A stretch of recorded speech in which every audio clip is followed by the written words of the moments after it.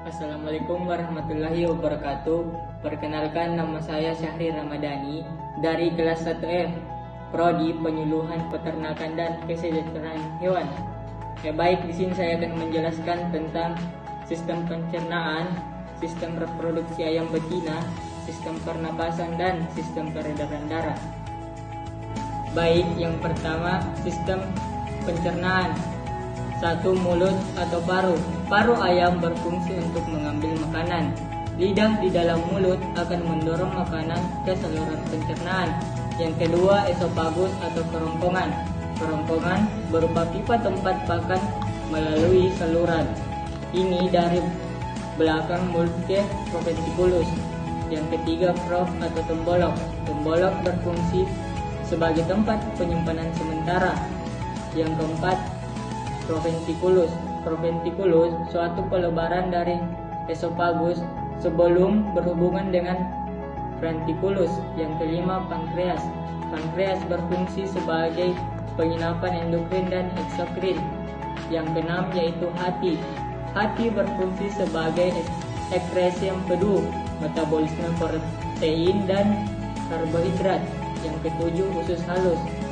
Saluran panjang yang berawal dari lubang pelur otot dan tempat pertama. Tempatnya berlangsung pencernaan dan absorpsi produk pencernaan terbagi menjadi 3 bagian. Yang pertama, duodenum, yang kedua, jejunum, dan yang ketiga, ileum. 8. Usus besar. Usus besar merupakan rektum. Bentuknya melebar, terdapat pada bagian akhir usus halus ke kloaka. Usus besar berfungsi membantu mencernakan pakan yang memiliki kadar serat kasar yang tinggi. Yang kesembilan, kloaka. Kloaka saluran umum, tempat saluran pencernaan dan produksi bermuara yang berfungsi lubang mengeluarkan sisa pencernaan pada ternak. Baik, yang kedua, sistem reproduksi ayam betina. Yang pertama, ovarium. Ovarium terdapat di daerah krinal ginjal di antara rongga dada dan rongga perut pada garis punggung. Sebagai penghasil ovum yang terdiri dari kurang lebih 1.500 molekul yang menempel pada permukaan ovarium dengan perantara tangkai yang tertanam di dalam jaringan ikat yang berpembuluh darah dalam ovarium. Yang kedua itu oviduk. Oviduk merupakan saluran yang menghubungkan ovarium dengan vagina dan berakhir di kloaka. Fungsi dari oviduk yaitu sebagai saluran bayi spermatozoa menuju ke ovum untuk fertilisasi. Yang ketiga, infundibulum.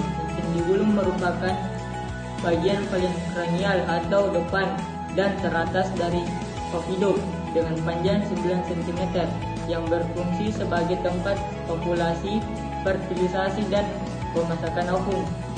Yang keempat, magnum. Magnum merupakan saluran lanjutan dari oviduk, terpanjang sekitar 33 cm.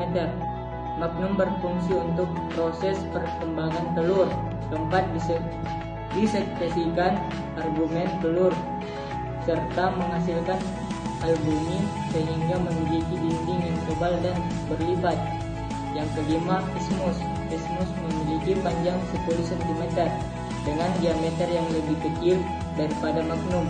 Biasanya disebut dengan penyempitan.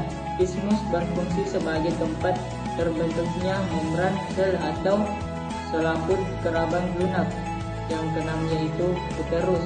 Uterus merupakan bagian oviduk yang melebar dan berdinding kuat dengan panjang 10-12 cm.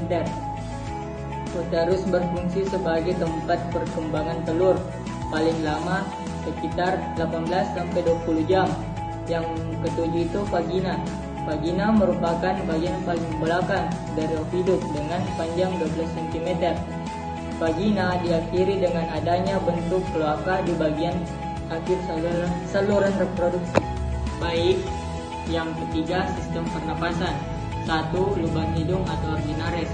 Lubang hidung adalah awal dari saluran pernapasan ayam.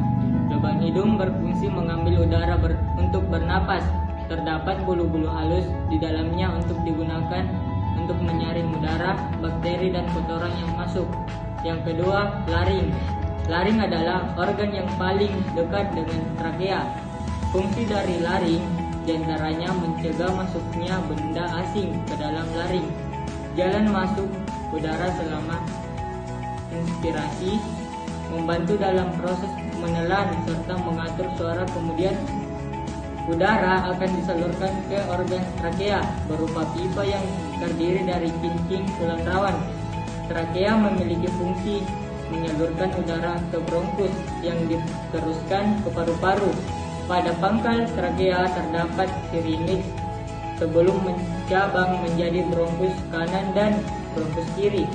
Bronkus memiliki fungsi ganda yang memastikan kualitas udara yang masuk serta memastikan bakteri membawa penyakit yang masuk.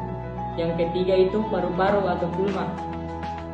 Paru-paru yang terdapat di belakang jantung ayam dan melindungi tulang yang membungkus rapi paru-paru. Fungsi paru-paru ayam sama dengan paru-paru pada umumnya, yaitu tempat pertukaran oksigen dan karbon dioksida. Kantong udara berfungsi untuk mempertahankan volume udara yang konstan pada paru-paru dan menggerakkan udara selama respirasi dan ekspirasi. Baik, yang keempat, sistem peredaran darah. Yang pertama itu jantung. Jantung berfungsi menyalurkan darah ke seluruh tubuh. Yang kedua, hati. Hati berfungsi mengganti sel darah merah yang rusak atau tua. Yang ketiga itu cairan empedu.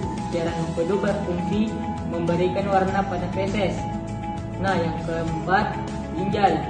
Ginjal berfungsi proses penyaringan darah menuju pengeluaran urin. Itulah tadi penjelasan mengenai sistem pencernaan, sistem reproduksi pada ayam betina, sistem pernapasan, dan sistem peredaran darah. Sekian, terima kasih. Wassalamualaikum warahmatullahi wabarakatuh.